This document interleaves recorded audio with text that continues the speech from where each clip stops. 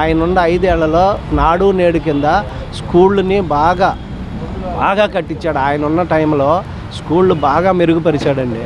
నాడు నేడు కింద హాస్పిటల్ కట్టించాడు.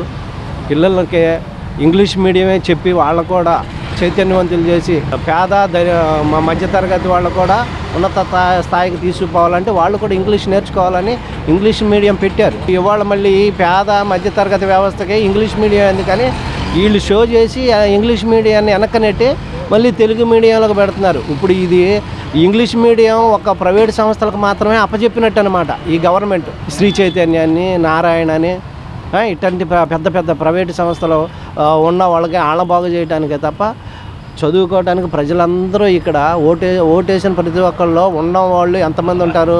40% ఉంటారు. 60% ఓటర్లలో 60% అంతా పేద మధ్యతరగతి వ్యవస్థే ఉంటుంది. మరి వీళ్ళు ఎప్పుడు ఇంగ్లీష్ మీడియం చదవాలి, వాళ్ళ పిల్లల పైకి పోవాలంటే అచ్చంగా డబ్బులు కట్టి చదివే ప్రైవేటు సంస్థల్లోనే ఉంటుందా? వాళ్ళ రిక్షా వాళ్ళ పిల్లలు కూడా మంచి ఉన్నత స్థాయికి పోతున్నారంటే మన ప్రైవేటు సంస్థల్లో ప్రైవేటుగా స్కూళ్ళల్లో ఇంగ్లీష్ మీడియంలో గట్టిగా చెప్పే మంచి టీచర్స్ ఉండి వాళ్ళు కూడా ప్రోత్సాహంతో పిల్లలు పైకి వస్తే తప్ప చిన్న స్థాయి నుంచి పోయే పిల్లలు కూడా బాగా చదివి మంచి ఉద్యోగాలు తెచ్చుకున్నారని చెప్పుకోలేము. వీళ్ళు ఏదన్నా ఒక్కటి ఉద్యోగం వచ్చిందంటే మధ్యతరగతి పేద పిల్లలకి వీళ్ళది ఏదో హైలైట్ చేసి అని చెప్పడమే తప్ప అసలు పోయే వాళ్ళు అందరూ ఎక్కడ పోతున్నారు? ప్రైవేటు సంస్థలో చదివిన వాళ్ళు 190 మంది ఉంటున్నారు. గవర్నమెంట్ నుంచి పోయేవాళ్ళు 10 మందే ఉంటున్నారు. ఇప్పుడు రాష్ట్రం డెవలప్ అయింది, పెరుగుతుంది, ఇంకా అభివృద్ధి చెందిద్ది అంటానికి ఎక్కడండి? ఇప్పుడు ప్రైవేటు సంస్థలోనే చదివిన వాళ్ళు పైకి పోతే గవర్నమెంట్ సంస్థలో చదివేవాళ్ళు ఎందుకు ఏం పనులు చేయడానికి? ఇప్పుడు వాళ్ళు పెద్ద ఉద్యోగస్తులు ఏమో వాళ్ళ దగ్గర వీళ్ళు మళ్ళీ గుమస్తాలకు చేయడానికైనా వాళ్ళు 5 ఆఫీసర్లలోనేమో ప్రైవేట్ సంస్థలో చేసిన వాళ్ళు ఉంటారు. గవర్నమెంట్ స్కూళ్ళల్లో చేశారు గుమస్తాల కింద ఫైళ్ళు పట్టుకోవడానికి, వాళ్ళ ఇంటి దగ్గర పనులు చేయడానికి, వాళ్ళ కూరగాయలు తేయడానికి ఉపయోగపడతారా ఈ వ్యవస్థ అంతా? ఇది ప్రజాస్వామ్యం ఎట్లా అవుతుందండి? చైతన్యవంతులు అవ్వాలి అందరూ పబ్లిక్ అంతా అంటే స్కూల్లో నిజంగానే ఇంగ్లీష్ మీడియం పెట్టాలి. అవసరమైతే ప్రైవేట్ వాటిల్లో కాకుండా గవర్నమెంట్ స్కూళ్ళల్లోనే పిల్లలు జాయిన్ అయ్యి బాగా వాళ్ళు చదివి డెవలప్ అయ్యి వాళ్ళు ఉద్యోగాలు చేసుకుని తల్లిదండ్రులు పోషించుకొని వాళ్ళు కూడా ఒక స్టేజ్కి వెళ్ళేలాగా ఉండాలి. అలా చేయాలి గవర్నమెంట్. అది ప్లానింగ్. ఇదేం ప్లానింగ్ అండి? ప్రైవేట్ వాళ్ళకి ఇప్పుడు వాళ్ళు కోట్లు సంపాదించుకొని దర్జాగా ఆంధ్రాలో ఎవడరా కోటేశ్వర్లు అంటే ప్రైవేటు సంస్థల వాళ్ళు, ప్రైవేటు విద్యా సంస్థల వాళ్ళే కోటేశ్వర్లు అని అనిపించుకోవడానికి తప్ప పబ్లిక్ ఏం ఉపయోగం అండి? వాళ్ళు ఫీజులు కట్టడానికి పిండి వసూలు చేస్తున్నారు. టీచర్స్కి ఇచ్చేది ఉందో లేదో మాకైతే తెలియదు, కానీ టీచర్స్కి ఇచ్చేది 10,000 అయితే మా దగ్గర లక్షలు వసూలు చేస్తారు పబ్లిక్ దగ్గర, పిల్లలకు ఒక్కొక్కళ్ళ దగ్గర. మరి అట్లా డబ్బులు వసూలు చేసుకొని వాళ్ళు బాగుపడుతున్నారే తప్ప టీచర్స్ వాళ్ళ దగ్గర చేసే టీచర్స్ మేము బాగుపడ్డామని చెప్పానండి. వాళ్ళు చదువుకొని ఉద్యోగాలు లేక ప్రైవేట్ వాటిల్లో ఏదో చిన్న వాళ్ళు ఇచ్చింది తీసుకొని ఉద్యోగాలు వాళ్ళ భవిష్యత్తు కోసం వాళ్ళ కోసం వాళ్ళు పని చేసుకుంటున్నారు. వాళ్ళని తప్పు పట్టడానికి లేదో ఏదో ఉద్యోగం వచ్చిందని. ఇవాళ పబ్లిక్ నష్టపోతున్నామండి. ప్రతి ఒక్క వాటర్ కూడా నష్టపోతున్నాం. ఎందుకని అంటే ప్రైవేటు వ్యవస్థ ఎక్కువైపోయింది, గవర్నమెంట్ వ్యవస్థ వెనక్కి ప్రతి ఒక్కళ్ళు కూడా మనం ఎదగాలి అనే ఆశ ఉండా కానీ వెనక్కి 25 రూపాయలు ఉండి ఉల్లిపాయలు 80 రూపాయల దాకా పోయింది. 110 రూపాయలు ఉండి ఆయిల్ ప్యాకెట్ 150 రూపాయలు అయింది. ఏంటండి 6 నెలలు అవ్వలేదు గవర్నమెంట్ మారి ఇంతలోనే ఏదైనా 2-3 రూపాయలు పెరిగిందంటేనే సహజమండి. 50 రూపాయలు 60 రూపాయలు పెరిగిందంటే ఏంటి దారుణం? ఎక్కడ తెచ్చి సంపాదించాలి? నేను సంపాదిస్తే నాకు రోజుకు వచ్చేది 500. ఇప్పుడు 1000 రూపాయలు సంపాదించినా కానీ నాకు రావట్లేదు. నేను ఒక క్యాబ్ డ్రైవర్ని. నాకు జీతం గట్టిగా ఇవ్వాలంటే ఏ మనిషి అయినా ఒక 1000 రూపాయలు ఇవ్వడానికి ఎందుకయ్యా అంత అంటున్నారు? ఒక ఓనర్ లక్షాధికారి అయ్యండి కారు కొనుక్కొని ఒక డ్రైవర్ని పెట్టుకోవడానికి చూస్తే, సార్ నాకు ఒక 1000 రూపాయలు ఇవ్వండి రోజుకేనంటే, ఎందుకయ్యా డ్రైవర్కి 1000 రూపాయలు ఎందుకని అంటాడు? 1000 రూపాయలు ఎందుకండి కుటుంబాన్ని పోషించుకోవడానికి. వీళ్ళు ఇచ్చిన 1000 రూపాయలు లేకపోతే జీతం డబ్బులతో మేళ్ల మధ్యలో వీళ్ళకలాగా కట్టుకొని సంపాదించడానికి ఏం కాదు. మాకు భార్య పిల్లలు ఉన్నారు, మరి వాళ్ళు చదివించుకోవాలన్నా, చేయించుకోవాలన్నా, ఇంటి ఖర్చులకు పెట్టుకోవాలన్నా, అద్దెలు కట్టుకోవాలన్నా, ఏ చేయాలన్నా మాకు కూడా చాలా భారం అవుతుంది. అలాంటి దుస్థితి మన గవర్నమెంట్లో ఏదో మార్పు వస్తుంది ఆశతో ఉండి మనం కూడా డెవలప్ అవుతామని బాగా ఆశతో ఉన్నాం వాస్తవానికి. కానీ అదేమి కనపడట్లేదండి ప్రస్తుత గవర్నమెంట్లో. జగన్మోహన్ రెడ్డి పేదలకి ఆ పథకాలు ఈ పథకాలు పెట్టి ఖజానా మొత్తం ఖాళీ చేశాడు. ఇప్పుడు వీళ్ళు ఏమైనా పోగేసింది ఏమైనా ఉందా? ఇప్పుడు ఆయన ఖాళీ చేశాడండి, వాస్తవమే. ఆయన ఇచ్చాడని నమ్ముతున్నాం కదా, ఇచ్చాడని తీసుకున్న వాళ్ళు అంటున్నాం, ఇచ్చారని వీళ్ళు కూడా అంటున్నారు. మరి వీళ్ళు ఇవ్వకుండా ఆపారు, వాస్తవే. వీళ్ళు ఏమి పోగేశారో చెప్పమనండి. ఈ 6 నెలల్లో మేము పోగేసాం. ఆయన ఇవ్వటం వల్ల ధనం అంతా లాస్ అయిపోయాము. మేము వచ్చిన తర్వాత ఈ 6 నెలల్లో మేము పోగేసింది ఇన్ని కోట్లు అయ్యిందని చెప్పమనండి. ఏముందండి, పేద ప్రజల కోసం వరదల్లో మునిగిపోయిన జనాభా ఉన్నారు, వాళ్ళ కోసం అని ఎంతోమంది దాతలు కొన్ని లక్షల కోట్లు దానం చేశారు. ఆ దానం చేసిన డబ్బుల్ని ఏం చేశారండి, వాళ్ళకి 10 మందికి చేరితే 10 మందికి చేరలేదండి.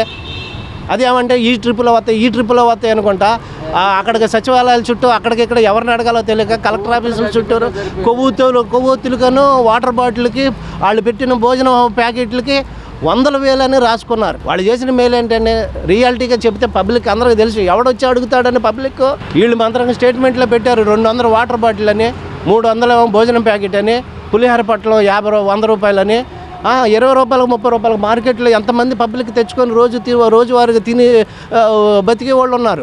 వీళ్ళు ఇంతంత రేటు చెప్తున్నారంటే నమ్మేస్తారు అనుకున్నారా?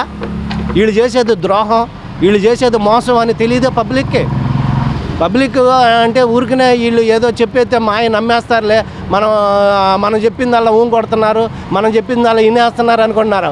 5 ఏళ్ల తర్వాత గుర్తుపెట్టుకుంటారండి. ఇదే పబ్లిక్ ఇవాళ మీకు ఓట్లు వేశారు కదా అని సంబరపడిపోతున్నారేమో. రేపు 5 ఏళ్ల తర్వాత ఎవడో చెప్పనక్కర్లేదు, మేము మీకు బాగా మేలు చేసాము, మీరు మాకు ఓటు వేయండి అని మీరు అడగనవసరంలా. మీరు మా మేలు చేశారో మేలు చేయలేదో అన్నది వాళ్ళు చూసుకొని ఎవడ మనసాక్షికి వాడు ఓటేస్తాడు. అంతే తప్పితే ఇవాళ మేము ఏం చెప్పినా నమ్ముతున్నారు, మమ్మల్ని గుడ్డిగా నమ్మేశారు, మేము ఏం చేసినా సరిపోద్ది అనుకొని గవర్నమెంట్ కూడా వాళ్ళ ఇష్టానికి నడవటం అన్నది కరెక్ట్ కాదండి. వరద బాధల కిందకే ఇచ్చినన్నారు. మరి ఎప్పుడు కూడా తీసుకోలేని రాని వాళ్ళు ఎంతోమంది ఎదురు చూస్తున్నారు, ఇకనే వస్తాయని. మరి అదే పక్షపాతంగా ఉండకూడదు కదా. వరద ప్రమాదం జరిగిందంటే అందరికీ రావాలి, కుల మతాలకు అతీతంగా జరగాలి, పార్టీలకు అతీతంగా జరగాలి. అక్కడ నష్టపోయిన ప్రతి ఒక్కళ్ళకు కూడా రాసుకొని ఇవ్వాలి. అది గవర్నమెంట్ థియరీ. అక్కడ జరగాలి. ఏమైనా లోన్లు అంటే అరుగుతూ ఉండోడికి ఇవ్వటానికి నష్టపోయిన పేర్లన్నీ రాసుకుపోయారు. అందరికీ వాళ్ళకి 1 by 1 మొత్తం ఏదైనా ప్రాబ్లమ్స్ ఏమైనా ఉన్నవాడికి, అకౌంట్లు సరిగ్గా లేనన్నవాడికి సరి చేయాలి. సరి చేయించుకోండి, మీరు వేయించుకోండి అని చెప్పాలి. ఎవరు చెప్పారు? ఆ చెప్పిన వాళ్ళు లేరు. ఇలా చేయించుకోండి అని ఎక్కడైనా పోయి అడిగితే వస్తాయి ఉండండి అని చెప్పేవాడే కానీ దాన్ని కరెక్షన్ చేయించుకునే విధానానికి దారి తీయలేదు అసలు. మాలాంటి వాళ్ళు అయితే పోయి 4 సార్లు తిరిగినా కానీ ఇక ముందు వస్తాయి. సచివాలయాల్లో కాకుండా వాళ్ళ పార్టీ ప్రభుత్వంలో వాలంటీర్ వ్యవస్థ ఉంది. ఈ ప్రభుత్వంలో వాలంటీర్స్ కొనసాగిస్తామని ఇంకా కొనసాగించలేదు. అదే వాలంటీర్స్ కనుక వరద వచ్చిన ప్రాంతాల్లో ఉంటే కనుక ఎలా ఉపయోగపడే వాళ్ళంటే ఏం చెప్తారు? నిజంగా చెప్తే వాలంటీర్లకి ఇంటికి ఆయన పరిధిలో ఒక 50 కుటుంబాలు ఉన్నాయి. ప్రతి మనిషి వాలంటీర్కి ఆయన పరిధిలో ఉండే 50 మంది కుటుంబాలను టచ్ చేసి మీకేమేమి నష్టం జరిగిందని అడిగేవాడే. వాలంటీర్ వ్యవస్థలో అది మాత్రానికి బాగుండేది. ఎందుకంటే అది కరోనా టైంలో ఆ వ్యవస్థ తీరి బాగా పనిచేసింది. ఎట్లా అంటే ఎవరికైనా జ్వరాలు ఉన్నాయా, దగ్గులు ఉన్నాయా, జబ్బులు ఉన్నాయా, ఏదైనా ఇబ్బంది అవుతుందని అప్పుడు ఇచ్చి ఎంక్వైరీ చేశారు కరోనా టైంలో. అలాగనే ఈ వరద వచ్చిన టైంలో కూడా అదే వాలంటీర్లు కరెక్ట్గా నిజంగా వాళ్ళకి జీతాలు ఇచ్చి వాళ్ళు ఉంచుకొని చేయించినట్టయితే వాలంటీర్ల పేరు కాకపోతే ఇంకొక పేరు మార్చుకొని అయినా అదే థీరీగా నడిపితే పేరు మార్చండి. వాలంటీర్ అనే అవసరం ఏ సూపర్వైజర్ని పెట్టి గుమ్మస్తాన్ని పెట్టి ఏదో పెట్టి వాళ్ళని పెట్టుకొని వాడుకొని వాళ్ళకి ఇచ్చే కనీస వేతనం ఇచ్చేసి వాడుకొని పెట్టుకుంటే గవర్నమెంట్కి మంచిది, పబ్లిక్కి మంచిదండి. వాళ్ళని తీసేసినంత మాత్రం నష్టమే ఏంటంటే ఇప్పుడు గవర్నమెంట్కి పబ్లిక్కి రిలేషన్ పోయింది. ఇప్పుడు వాళ్ళు ఉన్నట్టయితే మనకు మంచిదే. వచ్చి అమ్మ మీకు ఏం పోయింది, మీకు ఇంట్లో ఏం నష్టం జరిగింది, ఇంట్లోకి నీళ్ళు వచ్చినాయా, లేకపోతే ఇంకేమన్నా ఇబ్బంది అయిందా అని పెద్దోళ్ళు ఎక్కడెక్కడోళ్ళు వచ్చారు, రాసుకున్నారు, పోయారు. రాసుకొని పోయిన వాళ్ళ తర్వాత వచ్చిన వాళ్ళు ఎంతమంది ఉన్నారో, పోయిన వాళ్ళు ఎంతమంది ఉన్నారో ఇప్పటికి సర్వే చేయించమనండి. ఎంతమంది రాలేదని అంటారు? చాలామందికి రాలేదండి. రాలేదని కలెక్టర్ ఆఫీసుల చుట్టూ కూడా తిరిగి మళ్ళీ అక్కడ అప్లికేషన్ పెట్టిన మహానుభావులు ఉన్నారు. ఇప్పుడు అక్కడ తిరిగినా కానీ రాని కూడా చాలామంది ఉన్నారు. ఇంకా వస్తాయేమని ఎదురు చూస్తున్న వాళ్ళు కూడా ఇప్పటికే ఉన్నారు. ఏమన్నా పడతాయేమని ఆశతో. ఏం పడతాయండి? లేదండి. ఇది లోన్ల విషయం లాగా పెడితే కరెక్ట్ కాదు. ఇది నష్టపోయిన అప్లికేషన్ పెట్టుకున్న నష్టం జరిగిందన్న ప్రతి ఒక్కళ్ళకి ఇవ్వాల్సిన అంత అవసరం ఉంది వరద బాధితులకి. కానీ చాలామందికి రాలేదు. గవర్నమెంట్ డబ్బులు ఇవ్వాలంటే లేవు, అందుకని ఉండవరకు పనిచేసామంటే సబబే. కానీ దీంట్లో ఏంటంటే దాతలు ఎన్నో కోట్ల రూపాయలు ఇచ్చారు. అవి పంచినా కానీ మీకు మన ఖజానా డబ్బులు వాడకపోయినా సరిపోయినాయి. మరి ఖజానా డబ్బులు ఖాళీ అయినాయి, దాతలు ఇచ్చిన డబ్బులు ఖాళీ అయినాయి, ప్రజలకు మాత్రం కొంతమందికి చేరలేదు. దీనికి ఏమంటారు గవర్నమెంట్ ఎవరిని అడుగుతారు? ఎవరిని అడుగుతున్నారండి? ఎవరి బాధ వాళ్ళు పడుతున్నాము.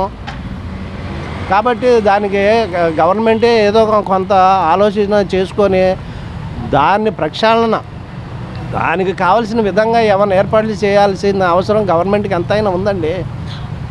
గవర్నమెంట్ ఒకళ్ళ సొత్తు కాదు కదా.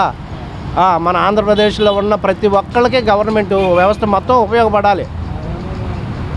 కార్యకర్తలకు నాయకులకి మాత్రమే కాదు గవర్నమెంటు, మన రాష్ట్రం మొత్తానికి గవర్నమెంట్ ఒకటే గవర్నమెంట్, అందరికీ ఉపయోగపడే గవర్నమెంట్గా ఉంటుందని ఆశపడ్డామండి.